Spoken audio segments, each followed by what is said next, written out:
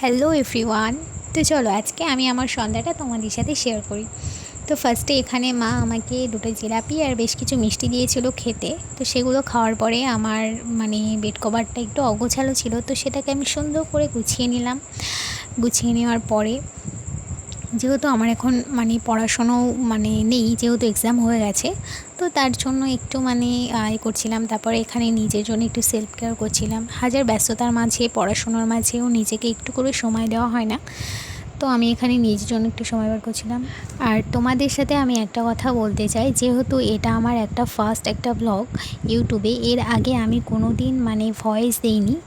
তো প্লিজ আমার ভয়েসটাই যদি কোনো ভুল ত্রুটি হয়ে থাকে প্লিজ ইগনোর করে যেও, কারণ এর আগে আমি ইউটিউবে বা এর আগে কোনো দিন আমি কোনো ভিডিওতে ভয়েস ওভার দিইনি, তো সে বিষয়ে আমার কোনো অভিজ্ঞতা নেই। তো আজকের ভিডিওটা এখানেই শেষ করছি, দেখা হচ্ছে নেক্সট কোনো ব্লগে। সবাইকে টাটা।